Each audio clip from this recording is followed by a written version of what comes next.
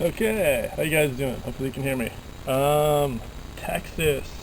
Boom! 2 months. Long time.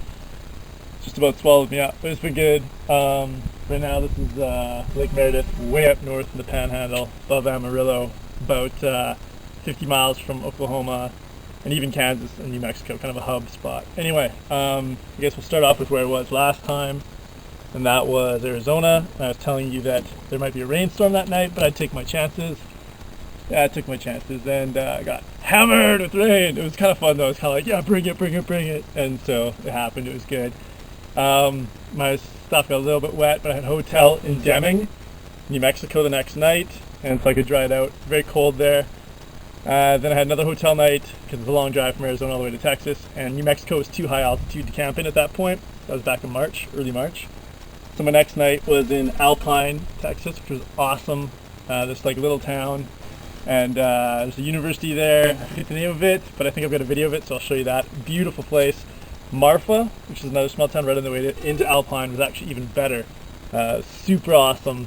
Lots of bugs out right now. But yeah, I didn't stay there. There's no place to stay there. Turns out that was like a major hipster mecca. It's like a 2,000 person population town, but it's like lots of punk and crazy art music's happening there. And I kind of like felt this magic vibe going through Marfa, but I didn't know that was the magic vibe, but I found it later. Anyway, so Alpine. And then I ended up at my first camping spot, which was Del Rio. Oh, and by the way, I've got a little script here to follow because it's been 2 months in Texas, so I have a long time here, and my memory probably doesn't capture all of it. So I arrived into Del Rio. It was like 8 degrees Celsius when I got there. That camera just fell over.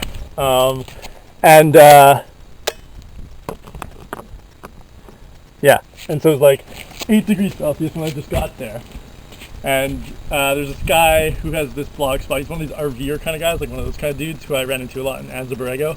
And he has old Fat Man Adventures blog spot. So he told me about all the hazards of Texas. He's like, if you go east and you go south over by the forests, you're going to have alligators and fire ants and hogs. I don't know if you want to go over there. And like lots of bugs, mosquitoes and stuff like that. And sure enough, I went over there. But anyway, I was in Amistad Reservoir near Del Rio for like 6 days, I think. It was like a $4 campsite, 277 north. Not super exciting, but I had a roof over my head, which was good. I needed it because it's kind of like crappy weather at that early point in Texas. Not horrible, but whatever. The lake was kind of ugly. Took some pictures of that. I'll show it to you maybe here. Sticking out of the water, etc. Spent a lot of time at the library there doing research for Texas. Texas has like infinite places to camp, like probably like 150 places I could have camped here. So I did tons of research because I'm kind of completist like that, which was good again for Del Rio because I could use their library. It was close by to Amistad Reservoir where I stayed. Yeah, and then after Amistad, I migrated on. Hey, computer, you're not allowed to do that. I migrated on to, I believe I went to San Antonio, which was kind of like a hub.